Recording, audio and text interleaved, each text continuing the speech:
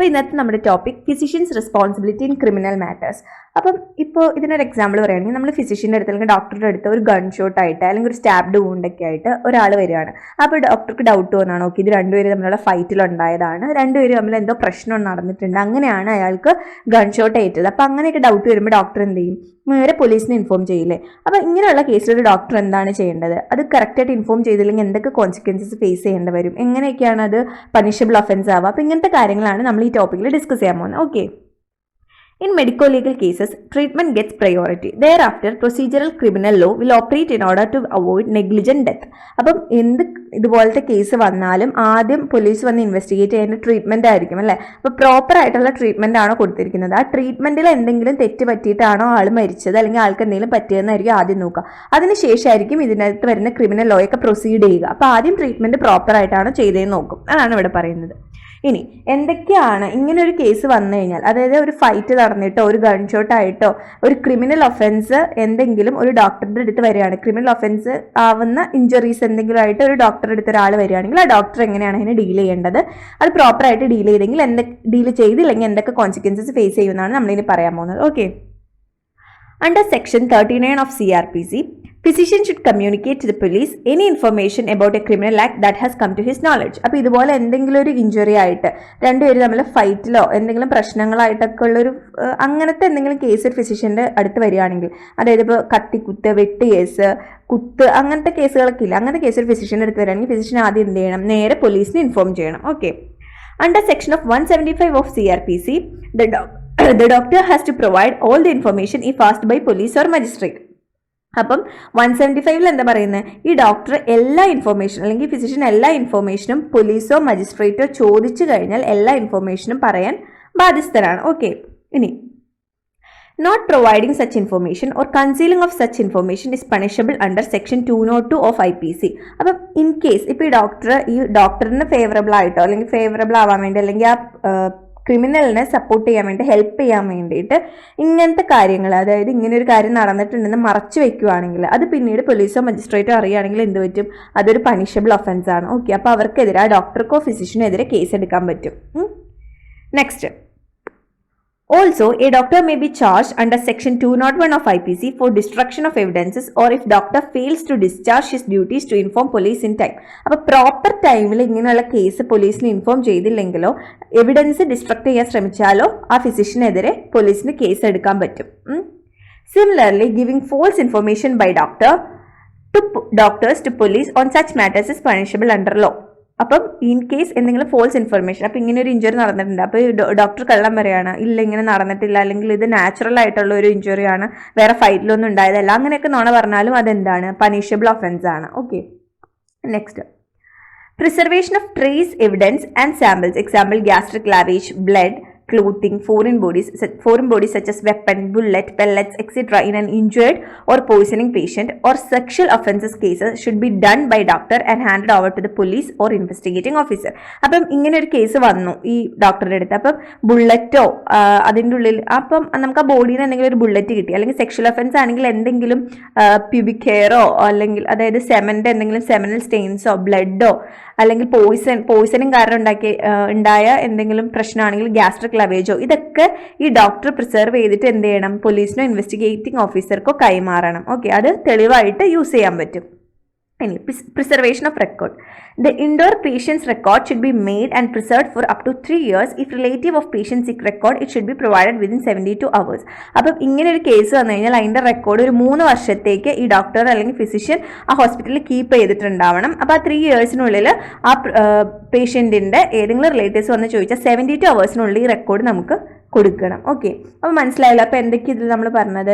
എന്ത് കാര്യം ഉണ്ടെങ്കിലും പോലീസിൻ്റെ അടുത്ത് അപ്പം തന്നെ കമ്മ്യൂണിക്കേറ്റ് ചെയ്യുക. അപ്പം എന്ത് ഇൻഫർമേഷൻ ഉണ്ടെങ്കിലും പോലീസോ മജിസ്ട്രേറ്റോ ചോദിച്ചാൽ അപ്പം തന്നെ കൊടുക്കണം. പിന്നെ അത് കൊടുക്കാതിരുന്ന പണിഷബിൾ ഒഫൻസ് ആണ്. പിന്നെ എന്തെങ്കിലും എവിഡൻസ് ഉണ്ടെങ്കിൽ അതൊക്കെ ഡിസ്ട്രക്ട് ചെയ്യാൻ ശ്രമിച്ചാൽ അത് പണിഷബിൾ ഒഫൻസ് ആണ്. ഫോൾസ് ഇൻഫർമേഷൻ കൊടുത്താൽ പണിഷബിൾ ഒഫൻസ് ആണ്.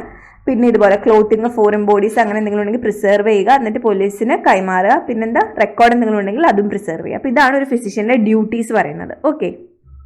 Next, next professional negligence or malpractice. അതായത് ഒരു പ്രൊഫഷണൽ നെഗ്ലിജൻസ് എന്ന് പറഞ്ഞാൽ ഡോക്ടറുടെ ഭാഗത്തു നിന്ന് പേഷ്യന്റിനെ നെഗ്ലക്ട് ചെയ്യുന്ന എന്തെങ്കിലും രീതിയിലുള്ള കാര്യങ്ങൾ, അതായത് ട്രീറ്റ്മെന്റിലെ നെഗ്ലിജൻസ് ആവാം, അല്ലെങ്കിൽ പേഷ്യന്റിന് പ്രോപ്പർ കെയർ കൊടുക്കാതെ ആ പേഷ്യന്റ് എന്തെങ്കിലും പറ്റുക. അപ്പോൾ അതിനെയാണ് നമ്മൾ പ്രൊഫഷണൽ നെഗ്ലിജൻസ് എന്ന് പറയുന്നത്.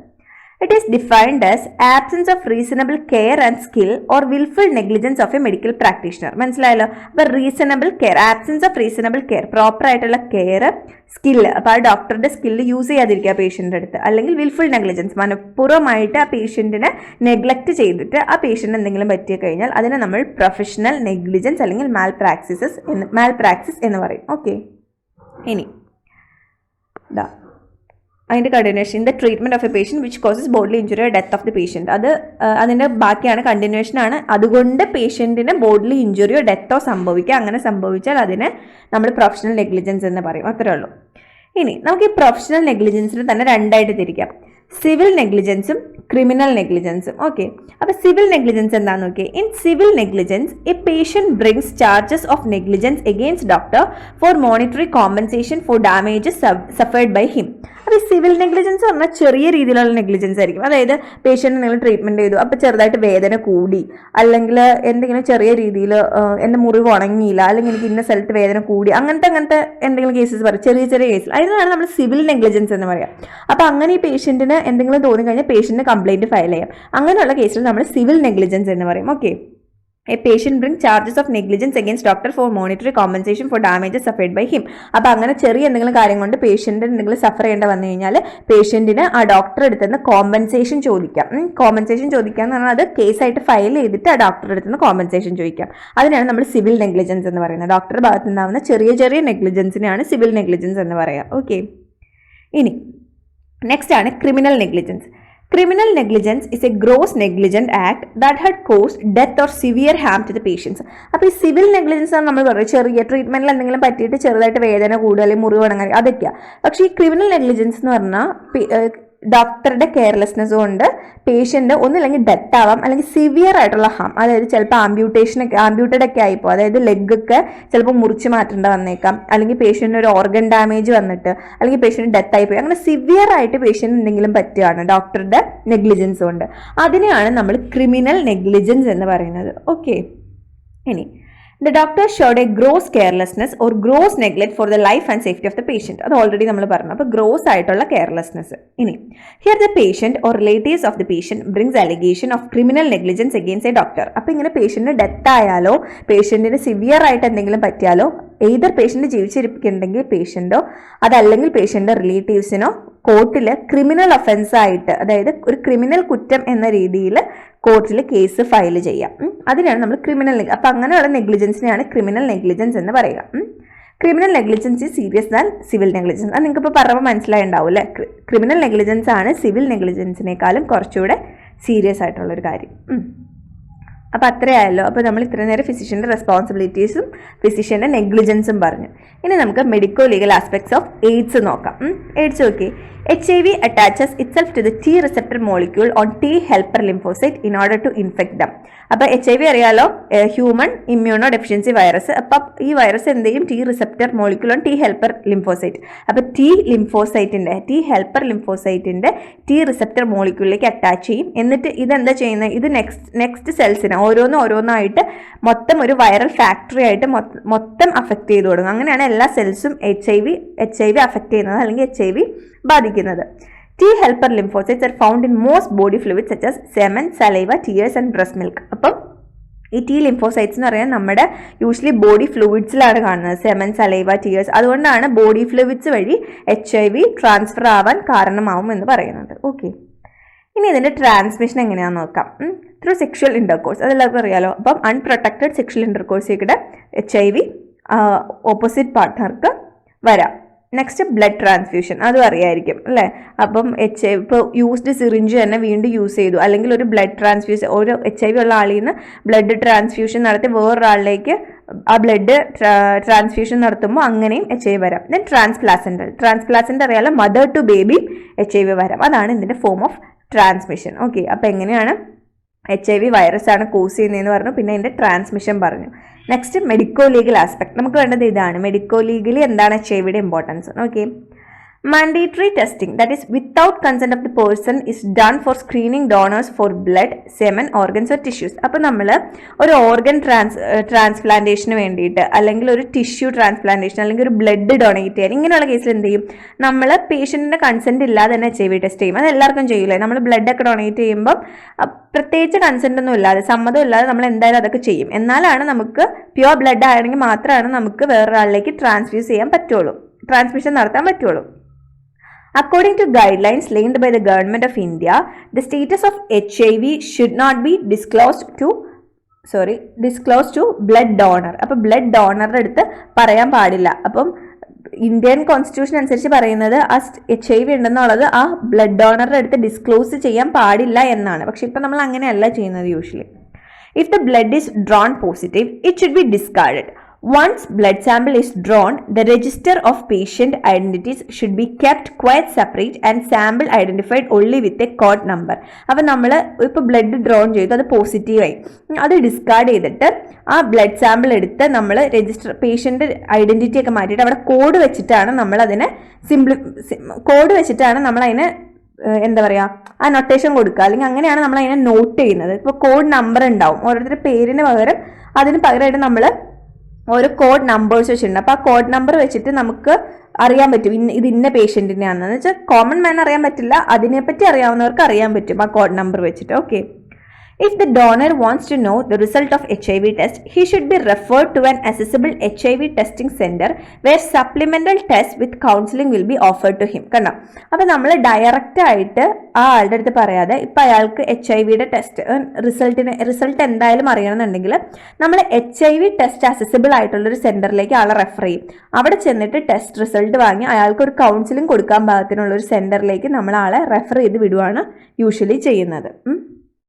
Next, HIV testing requires both pre test and post test counselling. അപ്പം HIV ടെസ്റ്റ് ചെയ്യണതിന് മുമ്പായിട്ടും ആളെ നമ്മൾ കൗൺസിൽ ചെയ്യും, HIV ടെസ്റ്റ് കഴിഞ്ഞതിന് ശേഷവും ആളെ നമ്മൾ കൗൺസിൽ ചെയ്യും. അപ്പോൾ ആൾക്കൊരു മെൻ്റൽ സ്റ്റെബിലിറ്റിക്ക് വേണ്ടിയിട്ട്, അല്ലെങ്കിൽ ആൾ പെട്ടെന്ന് ഇൻ കേസ് റിസൾട്ട് പോസിറ്റീവ് ആണെങ്കിൽ ആൾ വീക്കായി പോകാതിരിക്കാൻ വേണ്ടിയിട്ട് നമ്മൾ മുൻപും പിൻപും ആളെ ഒന്ന് കൗൺസിൽ ചെയ്യും.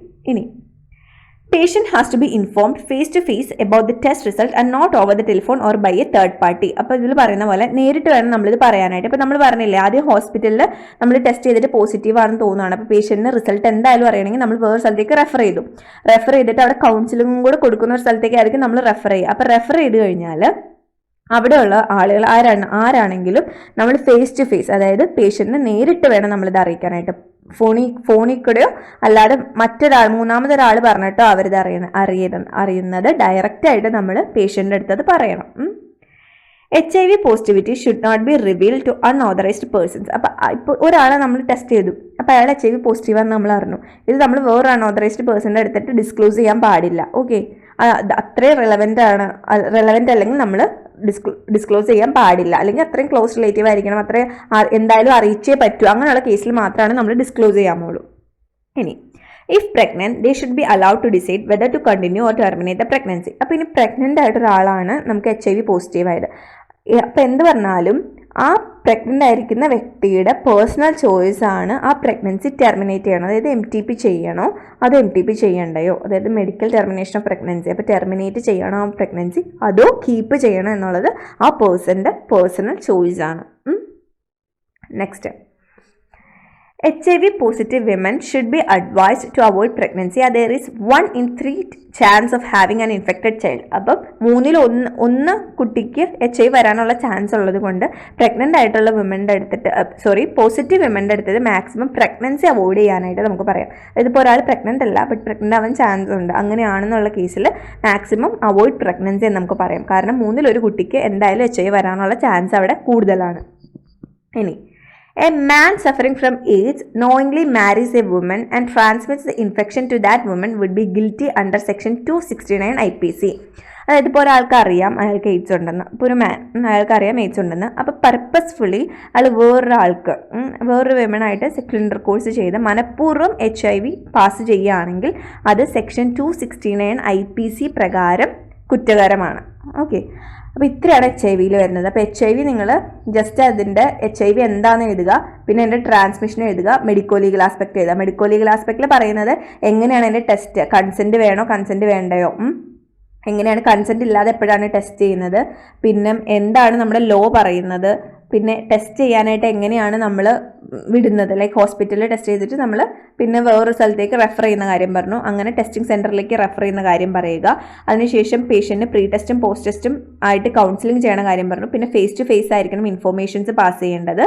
പിന്നെ should not be reveal, unauthorised ആയിട്ടുള്ള ആളുകളോട് ഇത് പറയരുത്. പ്രഗ്നൻ്റ് ആയിട്ടുള്ള ഒരാളാണെങ്കിൽ അയാൾക്ക് MTP ചെയ്യണം വേണ്ട എന്നുള്ളത് അയാളുടെ ചോയ്സാന്ന് പറഞ്ഞു. ഇനി പ്രഗ്നൻ്റ് ആവാൻ ചാൻസ് ഉണ്ടെങ്കിൽ പ്രഗ്നൻസി അവോയ്ഡ് ചെയ്യാൻ പറയുക, കാരണം 3-1 കുട്ടിക്ക് HIV വരാൻ ചാൻസ് ഉണ്ട്. പിന്നെ ഒരു മാൻ സഫറിങ് ഫ്രം AIDS ആണ്, എന്നിട്ട് അയാൾ പർപ്പസ്ഫുള്ളി ട്രാൻസ്ഫർ ചെയ്യുകയാണ് HIV to a woman, then it is punishable under section 269 IPC. Okay, അപ്പോൾ ഇത്രയാണ് നമ്മുടെ HIV വരുന്നത്, AIDS.